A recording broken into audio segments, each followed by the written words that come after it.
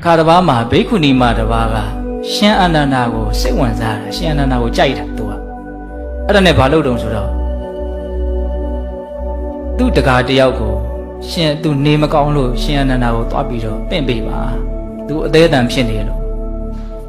အဲ့ဒီတကားလည်းသွားပင့်တာအရှင်မြတ်ကလည်းအဟုတ်မှတ်ပြီးတော့လိုက်လာတာပေါ့ဒါပေမဲ့ဒီကြားတဲ့အခါကျတော့သူကသင်္ကန်းခေါင်းပြီးချုပ်ပြီးတော့အိတ်နေတယ်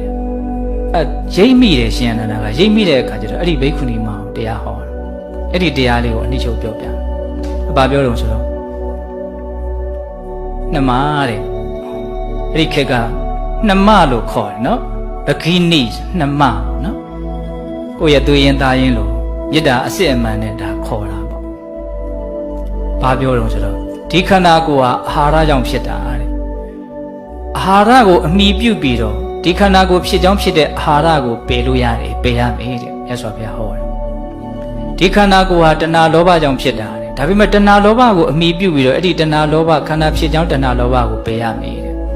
ဒီခန္ဓာကိုယ်ဟာမာနကြောင့်ဖြစ်တာတဲ့အဲ့ဒီမာနကိုပဲအမိပြုတ်ပြီးတော့ခန္ဓာဖြစ်ကြောင်းမာနကိုပယ်ရမယ်တဲ့ဒီခန္ဓာကိုယ်ဟာမေထုံကြောင့်ဖြစ်တယ်တဲ့ဒါပေမဲ့မေထုံကိုအကြောင်းပြုတ်ပြီးတော့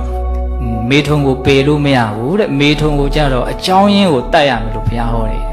၄ချက်အဲ့ဒါဘုံဘုံနည်းနည်းလေးနားလည်အောင်ပြောပြမယ်နော်ခန္ဓာကိုယ်ဆိုတာအာဟာရကြောင့်ဖြစ်တယ်ဆိုတာကဒီရုပ်အာဟာရကိုရည်ရွယ်တာမဟုတ်မနောသင်စေတနာအာဟာရဆိုတဲ့ဒီနာမ်ပိုင်းဆိုင်ရာအာဟာရတွေရှိသေးတယ်ဘဝတွေဆက်ပြီးတော့ဖြစ်နေအောင်အကြောင်းထောက်ပံ့ပေးတာဘုံဘုံတို့ကတာမန်ဆိုလို့ရှိရင်အာဟာရဆိုလို့ရှိရင်ဒီစားလို့တောက်လို့ဝါလို့ဖြစ်လာတဲ့အာဟာရလောက်ကိုပဲမြင်တာအမှရုပ်အာဟာရတစ်ပါးနာမ်အာဟာရ၃ပါးတောင်ရှိတယ်ဟုတ်လားအဲ့တော့ဒီရုပ်အာဟာရကိုမှီဝဲပြီးတော့စားရရှိတာကိုစားပြီးတော့ဟုတ်လားဘဝတန်တရားမှာဆက်ပြီးတော့ဖြစ်ကြောင်းဖြစ်တဲ့နာမ်အာဟာရတရားတွေကိုဖယ်ရှားပြရမယ်လို့ပြောတာဆိုလိုတာကဒီရုပ်အာဟာရကိုမှီဝဲပြီးတော့ယဟန္တာဖြစ်အောင်အထောက်ရမယ်လို့ပြောတာအဲ့ဒါအာဟာရကိုမှီပြီးတော့အာဟာရကိုပယ်နော်တဘာဝလေးတွေနားလည်အောင်ပြောပြတယ်တခါတဏှာလောဘကိုမှီပြီးတော့တဏှာလောဘကိုပယ်မယ်တဲ့အဲ့ဒါဘာပြောတာတော့ဘုန်းတို့ဘဝတွေဆိုတာတဏှာလောဘကြောင့်ဖြစ်နေတာဆက်ပြီးတော့တဏှာလောဘကိုမှီပြီးတော့တဏှာလောဘကိုဘယ်လိုပယ်မလို့ဆိုကြပါစို့တချို့အာထုတ်လို့ယဟန္တာဖြစ်သွားကြတယ်သတင်းကြားရတယ်ဩသူတို့ယဟန္တာဖြစ်သွားတာငါလည်းယဟန္တာဖြစ်ချင်လိုက်တာအဲ့ဒီယဟန္တာဖြစ်ချင်တဲ့အလိုဆန္ဒအဲ့ဒါလောဘပါနော်ဒါပေမဲ့အဲ့ဒီလောဘပါတော့ရှိတဲ့လောဘပါအဲ့ဒီယဟန္တာဖြစ်ချင်တယ်ဆိုတဲ့တဏှာလောဘကိုအမိပြုတ်ပြီးတော့ဘဝတွေဆက်ဖြစ်စေတဲ့တဏှာလောဘကိုပယ်ရှားရမယ်လို့ပြောတာလောဘကိုမှီပြီးတော့လောဘကိုပယ်ရမယ်ဆိုတာပြောတာဟောအခုပြောရင်တာပါတော့မာနကိုမှီပြီးတော့မာနကိုပယ်ရမယ်တဲ့အဲ့ဒါဘာပြောတော့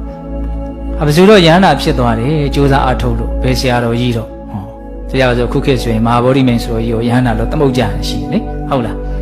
အဲ့လို့ဆိုရင်သူတို့တောင်ဖြစ်သေးတာသူတောင်ဖြစ်သေးတာငါလည်းပဲဖြစ်အောင်လုပ်ငါဘာလို့မဖြစ်ရမလဲဒါပါတော့မှန်ပေါ့နော်တို့တော့အဲ့ဒီမှန်မျိုးကြတော့ဘာတော့ရှိတဲ့နဲ့မှန်